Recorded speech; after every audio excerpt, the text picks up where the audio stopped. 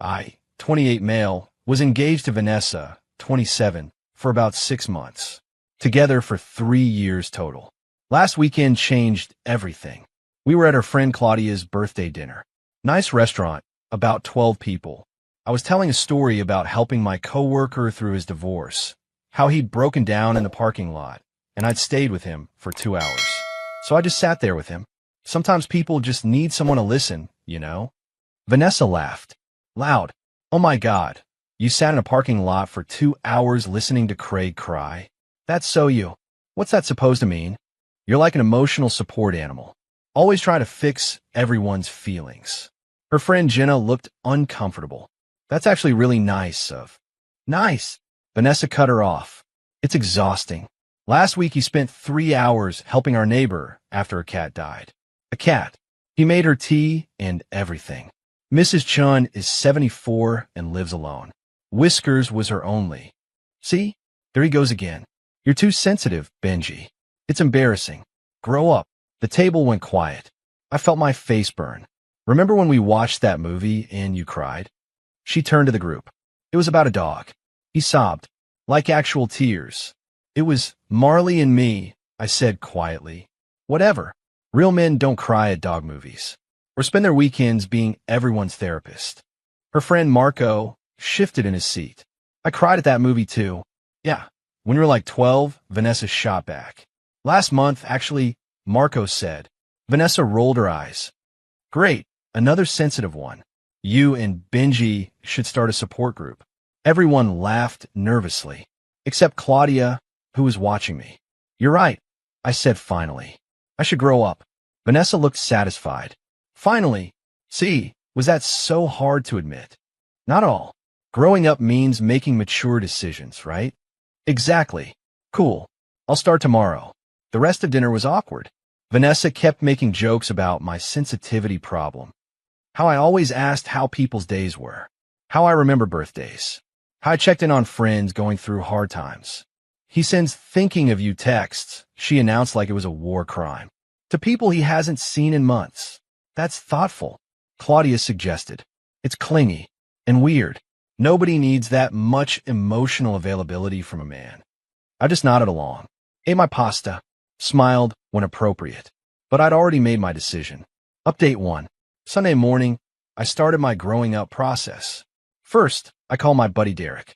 Hey man, know that cabin your family has? The one you're always trying to rent out? I'll take it. Month to month. Really? Sweet. When? Today. Today? Yeah. That a problem? No, just sudden. Everything okay. Everything's great. Just growing up. Being mature. Making decisions. While Vanessa was at her weekly brunch with the girls, I packed. Not dramatically. Just essentials. Clothes, toiletries, laptop, important documents. Left everything else. Mature people don't make scenes. Left a note on the kitchen counter. V, you're right. I need to grow up. Mature adults don't stay in relationships where they're mocked and belittled. I'm staying at a friend's place while I figure out next steps. We should talk, but I need some space first. B. Then I turned off my phone and drove to the cabin. The text started around 2 p.m. I checked later. Is this a joke? Benji, where are you? This is so immature. You can't just leave. I was just joking at dinner. Stop being so sensitive.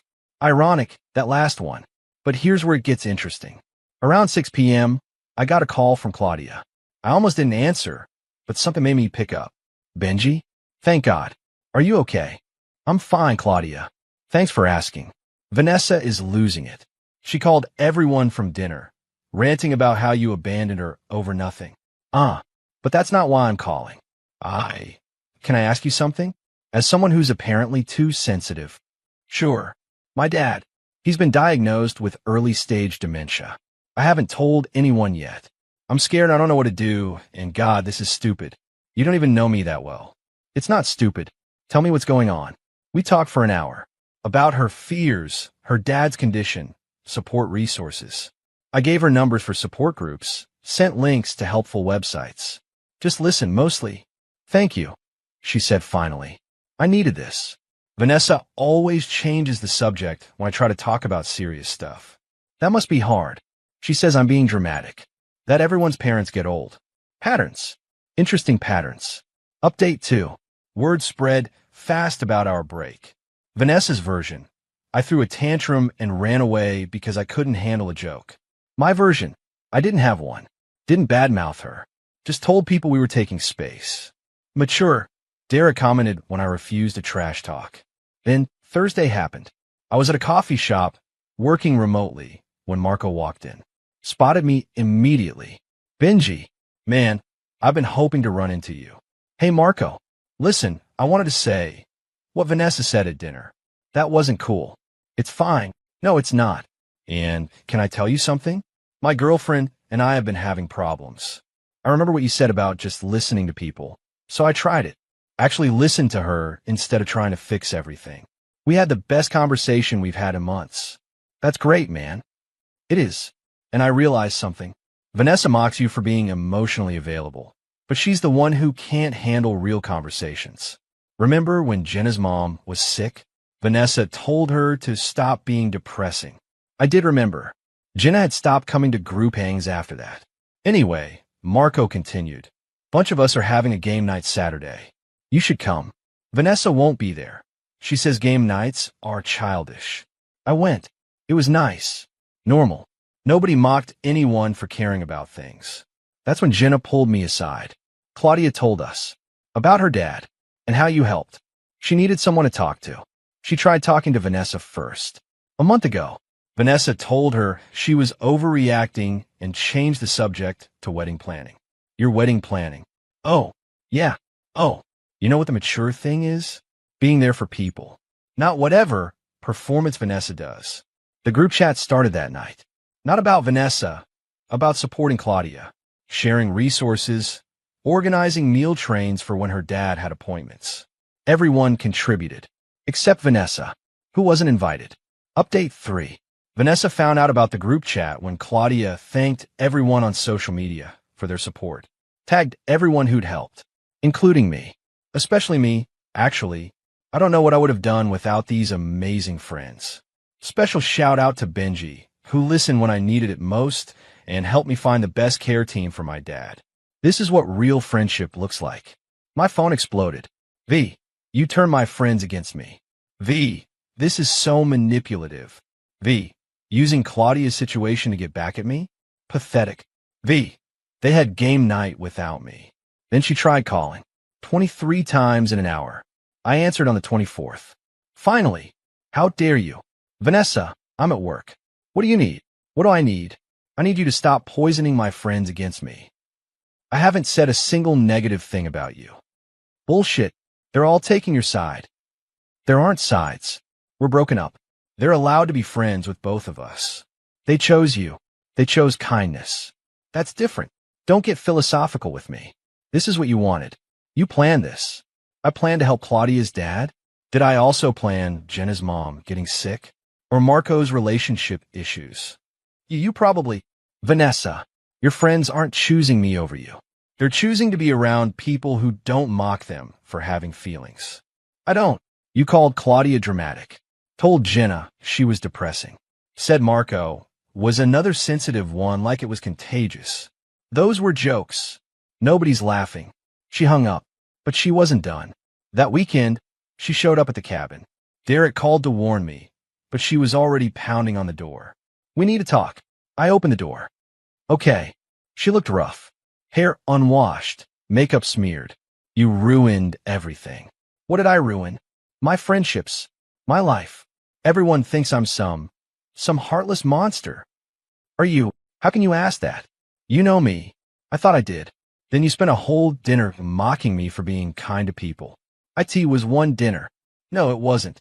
It was 3 years of you dismissing every emotion as weakness, making fun of empathy, rolling your eyes at compassion. That's not. I'm not. Remember when my grandmother died? You gave me 2 days to get over it.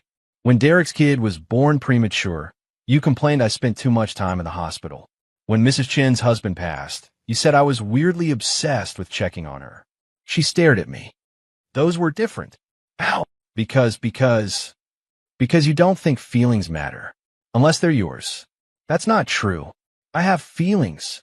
When's the last time you asked anyone about theirs? Silence. This is what growing up looks like, Vanessa. It's recognizing that emotions aren't weakness. It's understanding that caring about people isn't embarrassing. It's knowing when to walk away from someone who thinks kindness is a character flaw. So you just done? 3 years, just like that. You told me to grow up. I did. Hashtag final update, 1 month later. The wedding was called off, obviously. Vanessa tried to spin it as mutual, but people knew. Hard to claim mutual when you're the one begging for another chance while the other person is calmly dividing belongings. The friend group essentially split, but not how you'd expect. It wasn't Team Vanessa versus Team Benji. It was more organic. The people who valued emotional intelligence gravitated toward game nights, support groups, checking in on each other. Claudia's dad started treatment, and we rallied around her. Jenna's mom recovered, and we celebrated together. Marco proposed to his girlfriend at one of our gatherings, said our talks about emotional availability save his relationship. Vanessa kept the friends who thought feelings were for weak people. All 3 of them. They go to clubs and make fun of people who cry at movies. I'm sure they're very happy. She texted me last week. I know you hate me, but I wanted you to know I'm in therapy. Trying to understand why I'm like this. My therapist says I was raised to see emotions as manipulation because that's how my mom used them. Not an excuse. Just explanation. I'm sorry. You deserved better. I replied, I don't hate you. Good luck with therapy. Hope you find peace. She responded, thanks. That's very, in a good way this time. Growth. Maybe. Not my problem anymore.